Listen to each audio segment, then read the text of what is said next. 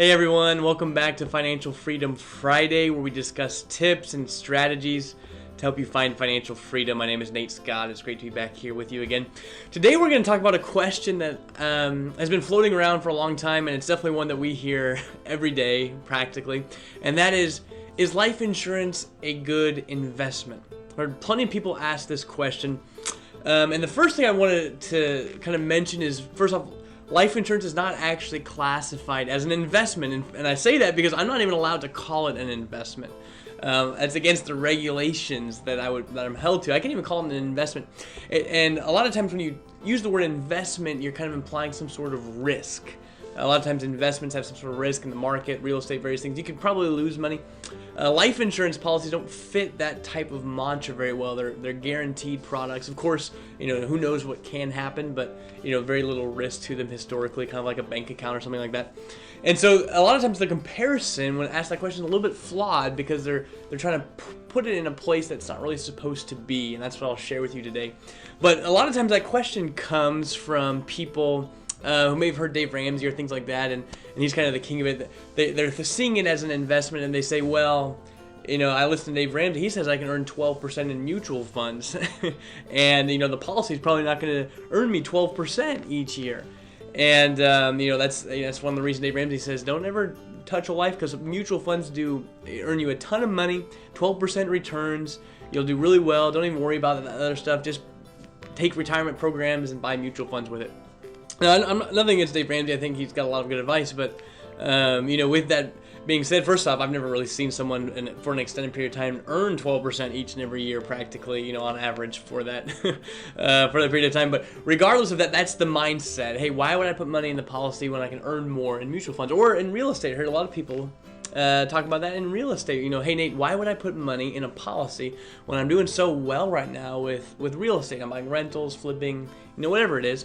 And there's great questions, but they're all a little bit speculative, of course, because you could lose money in those. So it's hard to compare once again something that's more guaranteed to something that you're kind of putting at risk. The answer to all this, and the real key to understanding, is that life insurance, a policy, is not supposed to be the investment. A lot of times we come into this, we say, I can put my money in this investment, or I can put my money here. My money can only do one thing. It can only be in the mutual funds. I can't have money in the mutual funds and then have that same money be in real estate. Money can have just one source. And that's where the policy is so cool, and that's what we're trying to teach people to do, is a policy is more cash. It's not really an investment. It's cash on steroids or something like that, where I can use my policy, I can put money into a policy and then take it right back out and invest it. So it's a banking tool. That's the concept we're trying to teach. We're not trying to tell people life insurance is this amazing investment. We're not even allowed to say something like that. Do we think it can help you make money? Absolutely. But is it the investment? No. It's just a tool. I love life insurance for a lot of reasons. I mean, many times, these policies, as we talked about, are completely liquid. We can use the money, the cash values that's in there with no questions asked, really. It earns profits. A lot of times today, it's about 4 to 5% interest is being earned with really pretty much no risk.